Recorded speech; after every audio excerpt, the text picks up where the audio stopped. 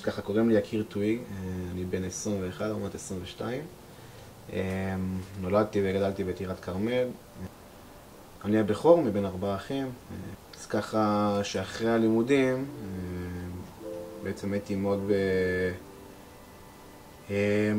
סימני שאלה של מה עכשיו הולך לקרות, מה יקרה הלאה, לאן אני בעצם מתגייס. התגייסתי במהלך ההכשרה של 8 חודשים, נשלחתי גם לקורס חובשים במשך 2.5 חודשים. אנחנו כבר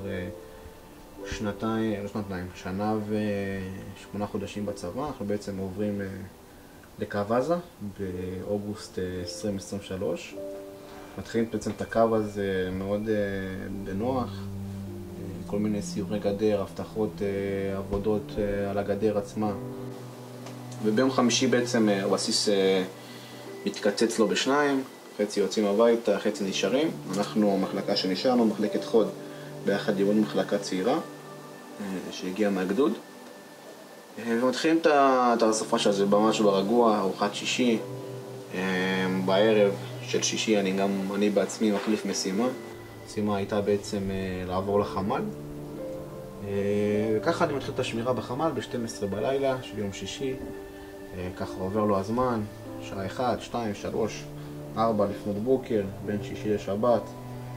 חברים מגיעים, יושבים, צוחקים.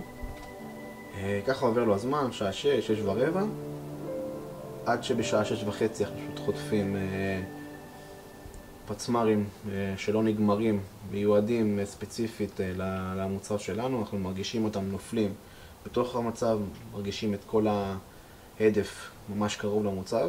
אז אני וקבדה בעצם נמצאים בחמ"ל, חוטפים המון ירי נ"ט על המוצב, מבינים את העניין, מתחילים לכרוז בקשר גשם סגול, שזה בעצם ירי מעזה.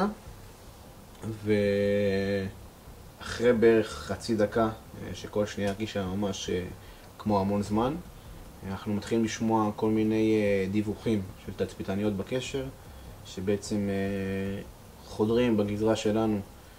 זה התחיל מ-70 מחבלים והגיע עד 180, 200. אנחנו מחליטים שאין ברירה, חייבים לצאת החוצה להגיד להם. למרות שהחמ"ל הוא גם מרחב מוגן, ותוך כדי גם יש ירי פצמרים. אנחנו באים לצאת, אני אומר לקבדה שחייבים לרוץ להגיד להם. באותו רגע של היציאה מהחמ"ל אנחנו בעצם מזהים המון אופנועים וטנדרים שמגיעים לכיווננו, תוך כדי ירי של קלאץ' בעצם עלינו, על אזור החמ"ל. בדיעבד, באחד מהרגעים שם גם היה עדף עצום בתוך החמ"ל, שהכל זז מצד לצד.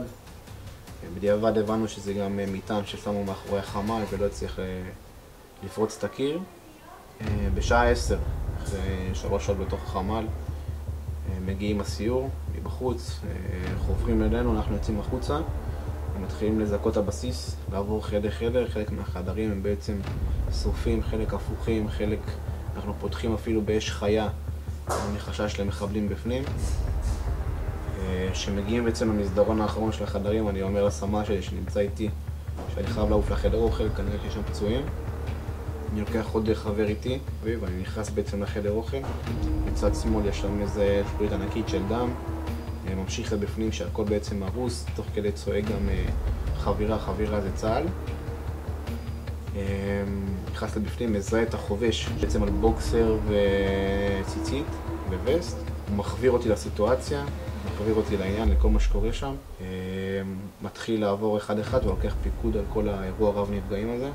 ברגע זה בערך יש 13 פצועים, חלקם חברים, חלקם מפקדים. מהשעה 2 עד השעה 3 אנחנו מנסים להחזיק את כל הפצועים, בעצם לשמור עליהם שהמצב שלנו לא ידרדר. בשעה 2:30 אני מקבל בעצם שיחת טלפון, עולים מולי בעצם חיל האוויר. הם אומרים לי, זה חיל האוויר, מסוק בדרך, עוד כמה דקות. מסוק מגיע אחרי חצי שעה, נוחת מחוץ למוצב. ממנו יורדים בעצם 2 רופאים, 4 חובשים ו2 פרמדיקים. נכנסים למוצב, כל הפצועים גם מסודרים בשורה, כמו שצריך. מתחילים טיפול, אחרי רבע שעה של טיפול מאוד זריז בכל הפצועים. אנחנו יוצאים החוצה בעצם שוב פעם לעבר המסוק. הראשון בכוח שהוא היה פרמדיק צועק בעצם שיש מחבלים מולנו בפרדס. באותו רגע בלית ברירה אנחנו עוזבים את האלונקות, עוזבים את הפצועים, תוך כדי משיבים בירי לכיוון הפרדס, וחוטפים המון אש מצד המחבלים, תוך כדי גם נזרק איזה רימון לעברנו. הרימון הזה ככל הנראה מתפוצץ ליד רגל שמאל שלי. ממשיכים להילחם. אני עדיין לא מבין את גודל סדר האירוע, את גודל סדר הפציעה בעצם. בערך אחרי חצי שעה, 40 דקות אנחנו מחסלים את המחבלים, ביחד עם מסוק קרב מלמעלה. ואז באותו שלב אני כבר מבין שאני צריך לדוח על הרגל. נכנס לי איזה מיגונית קטנה בגלל ירי פצמ"רים שעדיין קיים. מוריד את הנעל, מוריד את המכנס, רואה שאני מדמם, חובש את עצמי, ושם נשאר בעצם משהו כמו 6-7 שעות עד לפינוי נוסף שמגיע בשעה 8. חילוץ לוחמי גולני שנפצעו בפשיטת המחבלים על מוצב מו"פ דרום. תיעוד מצלמות צה"ל ממבצע החילוץ, אנו חושפים כאן בפעם הראשונה. נוחתים מחוץ למוצב, מבצעים תנועה רגלית, מבינים איך שאתה נכנס למוצב, אתה מבין שהיה פה אירוע קשה.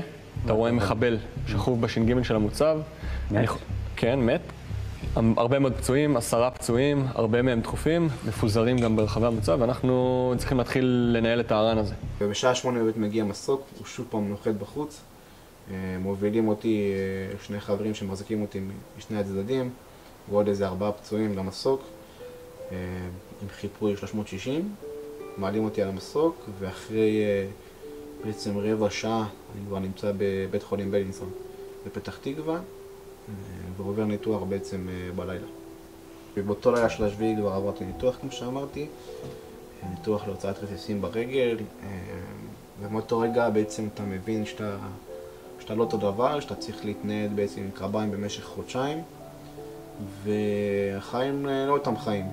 ובעצם השביעי השפיע עליי בהמון דברים, בין אם זה 7 חברים מאוד יקרים שאיבדנו בפלוגה, 3 מהם חברים למחלקה, אנשים שהייתי איתם כל השירות במשך 2 והדבר הזה מתגלגל לו בחיים, ואתה מצליח להבין מרגע לרגע שהאנשים האלה לא יחזרו, ובחלקם אתה טיפלת, חלקם גם לא הצלחת להציל אותם, ובעצם לא שרדו בבית חולים. אז מצבי הבריאותי בעצם לאחר הפציעה היה גם מאוד מורכב. הייתי חודשיים עם קרביים, היה לי מאוד קשה להתנייד, לא יכולתי להתקלח לבד ודברים כאלה. ובעצם עד היום, השנה וקצת אחרי, אני עדיין בשיקום פיזי, פיזיותרפיות לרגל. יש לי אפילו מגבלות ברגל שבעצם ילוו אותי כל החיים, קושי בחוזק של הרגל. אבל כמו שגם אמרתי, יש את הפציעה השנייה, שהיא פציעה שגיליתי לא באותו רגע שנפצעתי. הפציעה היא יותר מורכבת, הפציעה המנטלית, שבה אתה בעצם יוצא מהאירוע ואתה מתחיל בעצם להבין את כל הדברים, בין אם זה הלוויה של חבר, שאתה פשוט קורס ברגע שאתה שומע ירי כבוד, ואתה לא מצליח להבין את הדברים, ובין אם זה דברים אחרים בחיים האישיים של חיי המשפחה, חיי החברים, זוגיות שמאוד קשה בעצם להתמודד איתה. אז בעצם היום שאחרי הפציעה ואחרי כל החברים שהגיעו ודברים האלה, אני יכול להגיד שבהתחלה היה מאוד קשה. גם לאחר שהורדתי את הקרביים, חודשיים אחרי בעצם אתה מנסה להסתגל לזה שאתה לא בצבא יותר ואתה אחר נמצא בטיפולים ודברים כאלה. למזלי, באמת היה הרבה מאוד אנשים בדרך שהיו אותי ולא עזבו אותי, בין אם זה המשפחה, חברים, וגם כל מיני דברים חדשים שגיליתי במהלך הדרך, בין אם זה עמותה מאוד מאוד נוגעת לליבי, שממש 3-4 חודשים אחרי הפציעה לקחה אותי אליה והכניסה אותי להיות חבר עמותה. הם קוראים לה עמותה אחים לחיים. זו עמותה באמת פרטית, שכל לוחם שנפצע בפעילות מבצעית כלשהי, חלק בלתי נפרד ממה שעברתי באותו יום ומה שאני היום עושה הוא לבחור בחיים. ומי שבאמת עזרו לי להגיע לדבר הזה היו שם, למרות שהם כבר לא פה, למרות שהם בעצם גם הקריבו את החיים שלהם בשבילנו, ובזכותם אנחנו גם נמצאים פה. זה כל השבעה בעצם שנפלו מהפלוגה, שהם חלק בלתי נפרד ממני, ובלתי נפרד גם מכל העם הזה, כי בזכותם אנחנו פה, בזכותם אנחנו יושבים כאן וחיים ומספרים את מה שיש לנו. אז אני מאוד רוצה גם להודות להם על הדברים האלה. הראשון מביניהם זה בעצם שילה רכרברג, היה מפקד מחלקת חבלה בפלוגה, חלק מהפצועים שטיפלתי מהם בחדר אוכל. שני זה בעצם עמיחי רובין, גם חייל של שילה במחלקה, שגם בו טיפלתי בחדר אוכל, ולצערי גם נפטר בבית חולים לאחר 4 ימים.